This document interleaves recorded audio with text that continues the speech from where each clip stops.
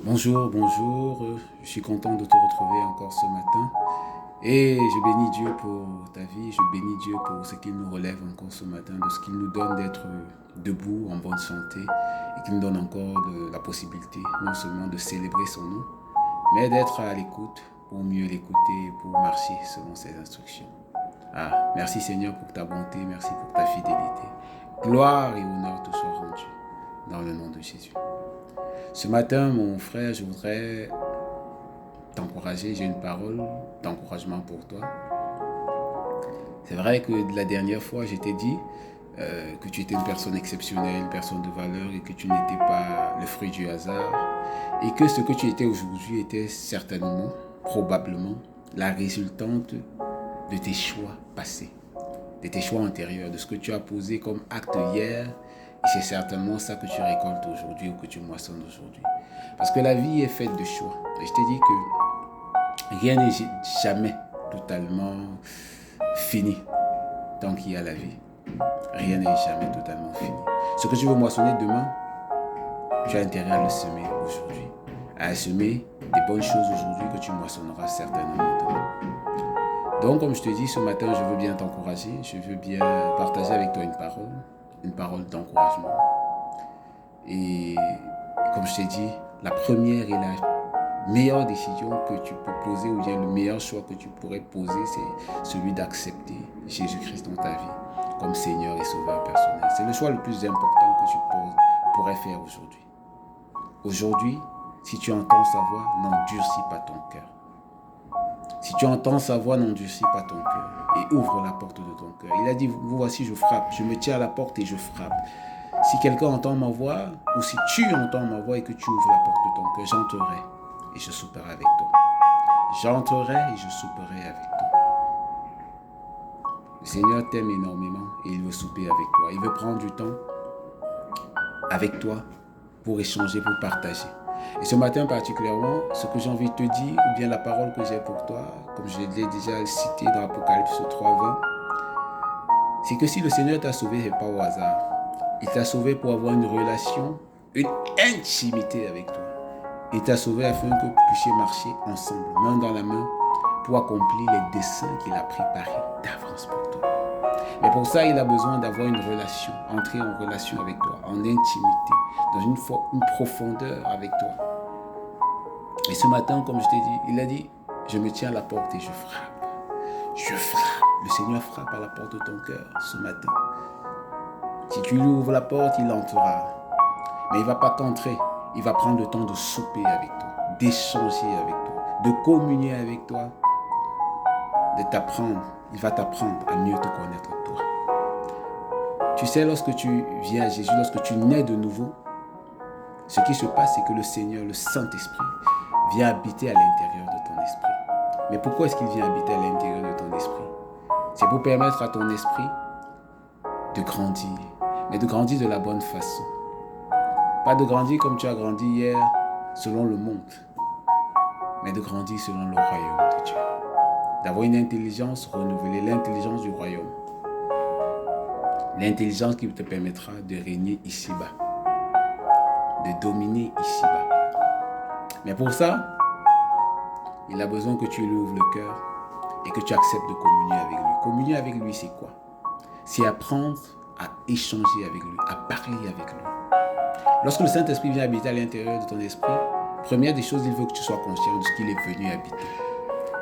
Tu n'as pas besoin de voir pour croire, tu as besoin simplement de croire, d'avoir la foi que lorsque tu as dit à Jésus de venir, il a envoyé son esprit à l'intérieur de toi, afin que désormais vous puissiez communier ensemble, partager ensemble. Et l'une des choses que le Saint-Esprit aime énormément, c'est la parole de Dieu, ta Bible. Il serait important pour toi d'avoir une Bible que tu ouvres régulièrement, si ce n'est chaque jour, pour la lire et pour l'entendre te parler. Parce qu'il veut te parler justement. Il va te parler comment? Premièrement au travers de sa parole. Au travers de sa parole. Et une fois que tu vas te laisser nourrir par sa parole, alors tu verras l'Esprit te conseiller. tu le verras, il va te conseiller, il va t'enseigner sur toutes choses, tout ce qui concerne la vie. Le Saint-Esprit rend ministère sur tout ce qui concerne la vie. Et quel que soit le problème, les difficultés par lesquelles tu passes, il est important, il serait très important de lui faire part de ce par quoi tu passes, les difficultés par lesquelles tu passes, ou même les joies par lesquelles tu passes. Il veut tout partager avec toi. En fait, il veut communier avec toi. Communier, c'est, comme j'aime souvent le dire, c'est prendre plusieurs choses pour n'en faire qu'un. On dit commun et union. Communion. On a commun, on a union. En fait, plusieurs entités qui deviennent une entité. Et il veut entrer en communion avec toi. Il veut que toi et lui, vous ne fassiez plus qu'un. Que ce qui fait ta joie soit sa joie. Et que ce qui fait sa joie fasse ta joie. En fait, il veut échanger. Il veut être constamment au courant de tout ce que tu fais. Rien n'est banal pour lui. Rien du tout. Il veut prendre le temps. Il s'intéresse à toi. Il veut te connaître. Donc ce matin, je voudrais te dire, si tu as ouvert ton cœur à Jésus, tu n'es plus seul. Il est présent. Il est avec toi. Tu n'as pas besoin de le voir. Tu as besoin de croire. Il a dit qu'il se tient à la porte et il frappe. Si tu as ouvert la porte et que tu l'as laissé entrer à l'intérieur, il est là. Il est présent. Et maintenant, il s'intéresse à toi plus que jamais. À tous tes choix. À tout ce que tu as fait hier ou à tout ce que tu prévois faire, il veut les savoir. Il veut les connaître. Prends juste le temps d'échanger, de partager avec lui. Peut-être dans la prière. Dans la prière, mais plus une prière où tu es seulement dans un monologue. Tu es conscient de ce qu'il y a quelqu'un qui t'écoute. Tu es conscient de ce qu'il est près de toi.